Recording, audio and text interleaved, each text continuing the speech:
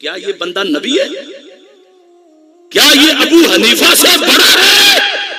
کیا عمر فاروق سے بڑا ہے؟ وہاں تو یہ ہے کہ قرآن و سنت سے کوئی بھی بات کرے تو اس کی بات سنو. تو یہ جنہیں پتہ ہی نہیں قرآن و سنت کا، اپنے کارکنوں کو یہ مزاج کس نے بنا دیا کہ بس کان بند کر لو، کسی کی نہ سنو، اور خود اپنے آپ کو خدا کہلوائے. شرم نہ آئے اپنے آپ کو نبی سننے کہتے ہوئے کو ان کی غیرت مر جائے. فتاوی رضویہ کے لحاظ سے ان لوگوں میں نکاح ٹوٹ گئے ہیں، ان کی بیویاں نکاح سے نکل چکی ہیں. کلمہ پڑھیں گے تو پھر ان کے پیچھے کسی کی نماز ہوگی. یہ فتاوی رضویہ کے 10 فتوے میں نے دکھائے. تو کیا فتاوی رضویہ رضوی کے لیے ضروری نہیں ہے؟ کیا اللہ کی توحید سے بھی بڑا کوئی مسئلہ ہے؟ اللہ کی توحید. اعلی حضرت سے پوچھا گیا کہ اگر کوئی بندہ پیر کو خدا کہے اور اس معنی میں کہے کہ یہ مرشد ہے، رہنما ہے، تو کیا یہ معنی وہ اللہ والا معنی چھوڑ کے صرف خدا کا لفظ بولے پیر پر، لیکن مرشد کی تعبیر کے ساتھ؟ تو میرے امام نے کہا پھر بھی کافر ہے. اگر پیر سن کے چپ کرے وہ بھی کافر ہے، جو ان میں شک کرے وہ بھی کافر ہے. تو جب فیض آباد میں کہا گیا کہ لبیک میں 2 خدا نہیں ہو سکتے، یہ خدا کا لفظ بندے پہ بولا گیا. میں تو موجود نہیں تھا، جس نے بیٹھ کے سنا اس کا بھی نکاح ٹوٹا، وہ بھی کافر ہوا. پھر تیسرا پوائنٹ یہ آیا کہ ڈاکٹر صاحب نے پیر افضل قادری کے بارے میں اور علامہ خادم حسین رضوی صاحب کے بارے میں فتویٰ دیا، اور فتویٰ کفر کا دیا. یہاں تک کہا کہ ان کی بیویاں ان کے نکاح سے نکل چکی ہیں اور ان کے جنازے کون پڑھے گا. فتاوی رضویہ کی روشنی میں حوالے دے کر انہوں نے بات کی اور کفر کا فتویٰ دیا کہ جنازوں کا معاملہ ہے. اگر یہ باب فیض آباد میں جنہوں نے ایک نے دوسرے کو خدا کہا، دوسرے نے قبول کیا، اگر یہ یوں ہی مر گئے تو ان کا جنازہ کون پڑے گا؟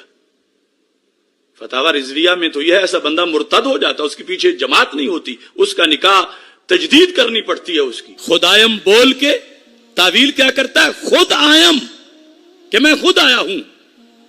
فقد کفر، وہ کافر ہوا. اب اس میں یہ نہیں ہے کہ اگر وہ کسی تنظیم کا لیڈر ہو تو پھر نہیں کافر ہوا کہنے والا، یا اگر فیض آباد میں بیٹھا ہو تو پھر نہیں، آگے پیچھے ہو تو پھر کافر ہو جائے گا. یہ استثناء یہاں موجود، بولو تو صحیح. اور اس کے بعد انہوں نے علامہ خادم حسین رضوی صاحب کا بعد میں جا کے جنازہ بھی پڑھا. سوال یہ پیدا ہوتا ہے کہ آپ کا جنازہ پڑھنا درست ہے یا کہ آپ کا فتویٰ دینا درست ہے؟ اگر فتویٰ درست ہے پھر جنازہ کیوں پڑھا؟ جنازہ پڑھا تو آپ کا فتویٰ اس کا مطلب درست نہیں ہے. اچھا، یہ فتویٰ میں نے نہیں دیا، نہ میں نے ان کے اس فتوے کی تصدیق کی، بلکہ فتویٰ انہوں نے دیا. اب میرے کھاتے میں میرے خلاف جو مرضی کوئی پراپوگنڈا کرے. گزارش یہ ہے کہ میرا جو تحفظ تھا وہ یہ تھا کہ ان میں سے دونوں میں سے کون سی بات درست ہے، کون سی بات غلط ہے، اس کا آپ جواب دیں، کیونکہ اس کا ابھی تک ان کے پاس کوئی جواب نہیں. تو پھر وکیل مطلق صاحب نے یہ کہا کہ اصل میں وہ جو ہمارا فتویٰ تھا وہ التزام کفر کا نہیں تھا، لزوم کفر کا تھا. تو مفتی ہاشم خان صاحب نے یہ کہا کہ یہ لزوم کفر کا کیسے ہو سکتا ہے؟ یہ تو آپ نے حکم لگایا کہ بیویاں نکاح سے نکل گئیں اور جنازے کون پڑے گا، یہ تو التزام کفر ہے. کیوں نہیں؟ آخر جب ان کو نبی کہا گیا، نبی کا لفظ قادیانی چینلوں پر وہ کلپ چل رہا ہے کہ یہ پیر افضل قادری اور مولانا خادم دونوں سٹیج پہ بیٹھے تھے داتا صاحب کے سامنے. مقرر کہتا ہے علماء امتی کا انبیاء بنی اسرائیل، تو ترجمے میں کہتا ہے یہ سٹیج پہ 2 نبی بیٹھے ہوئے ہیں. تو کہاں گئی تھی ان لوگوں کی غیرت؟ کیا یہ حق رکھتے ہیں آج دین کا نام لینے کے لیے؟ مرزا قادیانی کا قصور کیا تھا؟ یہ چوڑے ہو کے کبھی خدا کہلوائیں، کبھی نبی کہلوائیں اور فتوے اوروں پہ لگائیں. تو اپنا بھی تو گھر دیکھے.